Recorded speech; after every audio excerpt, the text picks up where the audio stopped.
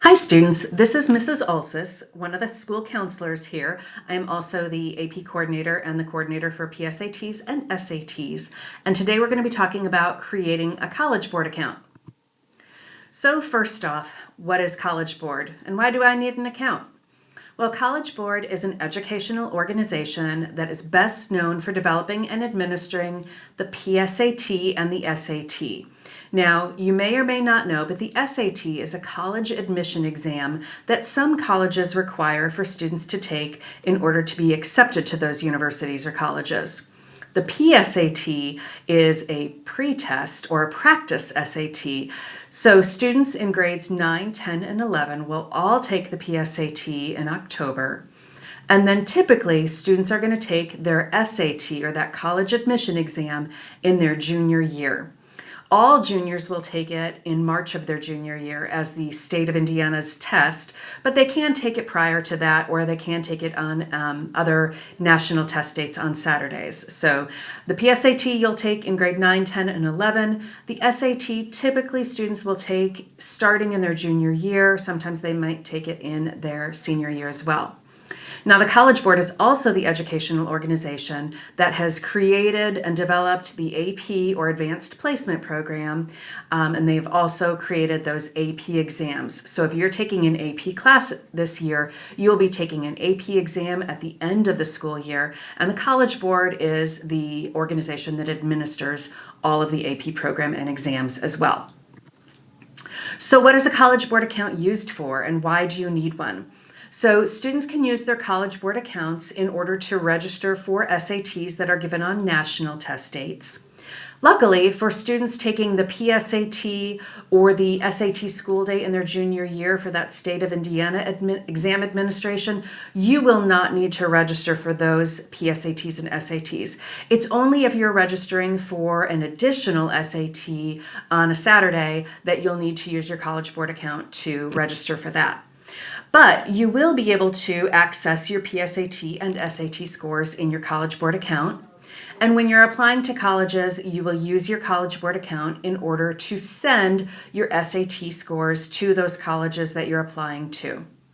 Now, College Board accounts can also be used to do some SAT and PSAT preparation. There's some college admission searches. There's some information on scholarships and financial aid. So there is a lot of great college planning. There are great college planning tools within that network as well. Now, again, if you are taking an AP course this year, or if you're taking obviously your English classes, you are going to be taking you're going to be utilizing pre-AP. You are going to use your College Board account to access the AP Classroom platform. That platform provides resources and practice materials that are specifically designed to help students prepare for their AP exams. It is also the way that you register to take your AP exam. So again, you're going to use your College Board account, your College Board login, and be able to access pre-AP and AP test materials in that platform. So now what we're actually going to do is I'm going to go into a College Board account, or I'm going to create a College Board account, and this is something that you are all going to be doing today in your core time. So watch what I do here, and then we're going to give you some time to create your own account. So when you go to College Board, you are going to create a new account. You're going to do this as a student, obviously. And here we're going to take it step by step, and I'll show you how to do this. So you're going to enter in your first name. So when you are creating your account, you want to enter your entire full legal name, exactly as it is in PowerSchool. So in this first name, you are not going to use a preferred name or a nickname. You can do that in the next step. So if you have a preferred or nickname, you can enter that. Middle initial is optional. You do not need to do that unless you want to. If you have a very common name, you might want to use your middle initial. And then in the last name, you are going to again enter your full legal name. So if you are a student who has two last names and it's listed with 2 last names in PowerSchool, you want to enter that there. Again, your name information needs to be just like it is in PowerSchool, your complete legal name. You can enter your gender or choose to skip that question. You are going to need to enter your birth date and then your email address.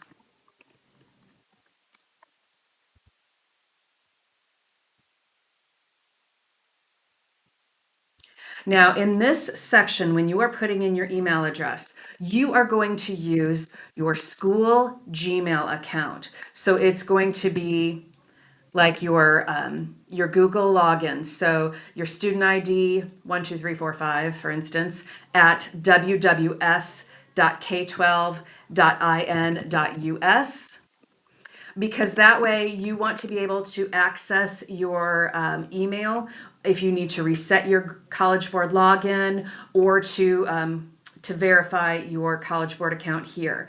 At the end of high school, you will need to change it to a personal email address or somewhere that you can access it after you graduate and you lose access to it. But for now, for your high school career, you are going to use your school Gmail account there. Then you're going to enter in your high school graduation year and your zip code.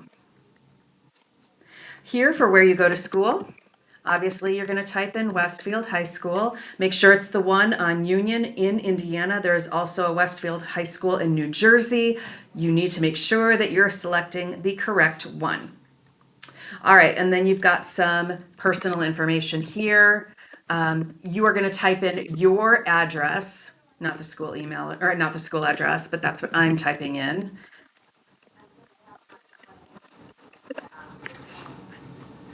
And then stay connected. Yes, I want to receive emails to support my college and career readiness, or no, I do not want the emails. So go ahead and check yes if you want to get that kind of information. Check no if you don't. If you do check no, you will still get information about your test registrations and such. You just won't get additional emails.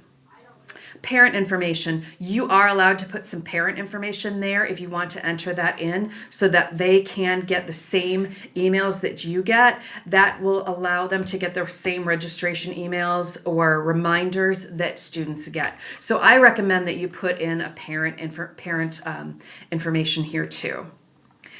Then agree with legal terms for students. Make sure that you check that box and click next. Then you're going to want to confirm your information. Make sure that everything is accurate and good to go. Check each box. If you need to edit something, you can edit. Otherwise, hit confirm.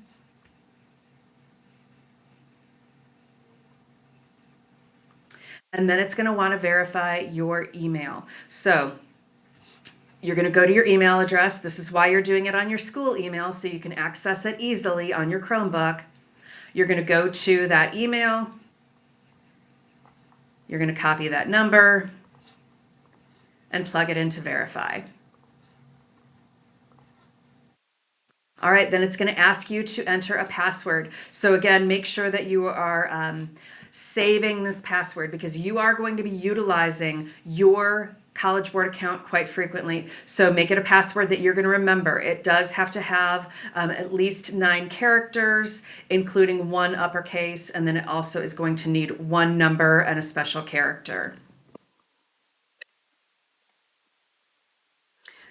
Once you've met all the requirements, it will allow you to,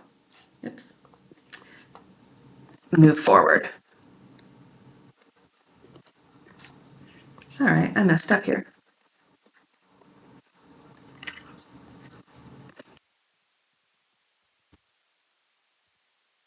There we go. That should be correct. Now you're going to enter a security phrase, and the security phrase needs to be between 4 and 20 characters, numbers and letters, no spaces. So it needs to be something that you remember. So I'm going to do something like Westfield rocks.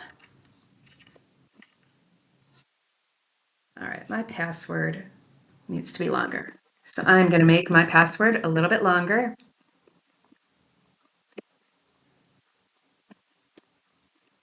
And they match. And then I have my security phrase, and now I'm ready for the next step. You can add a mobile phone number, and this is really helpful to help you recover your account if you ever get locked out. If you want to skip this, you can skip it, but it is really helpful. If you get locked out of your account, you can send a text message to get password recovery. You can also, again, get that password recovery sent to your school Gmail account since you're using that. If you do enter your mobile phone number, you will also get text messages to let you know when things like your PSAT scores or your SAT scores are ready for viewing in your College Board account. So now I'm activating my account. Success. I am ready to go. So we're going to go back over here. All right, so some important things to remember. Your College Board account is a personal account. It has personal information like your address, your cell phone number, and then also your SAT and AP scores. So you want to keep that information confidential. So do not share your College Board account information with someone else. On that same note, please know that even as a SAT coordinator or the AP coordinator, I do not have access to your College Board account information. I cannot reset your password. So you need to make sure that you save your login information in a safe place, or and that you have a way to reset that password. So you need to remember what your password and your passphrase is. You will need to access this account throughout your high school career in order to sign up for AP exams, in order to get your SAT results, in order to send your SAT scores. So make sure that you save your login information in a safe place. Other things to remember. If you already have a College Board account, don't create another one. If you create another one or try to create another one, it will either not let you create one because it's already got you in and it notices that you already have an account. Or sometimes what happens is students will use 2 different email accounts to create 2 different College Board accounts, and then they have difficulties. So then we have to call College Board and have them merge those 2 accounts. So if you have ever taken an AP class, or if you had created an account last year after taking the PSAT or SAT, you may already have an account. If you already have an account, do not create a new one. Instead, log into your current account. And if you can't remember your login information, then go through that process in the login screen of saying, I forgot my username or password, and it's going to walk you through that.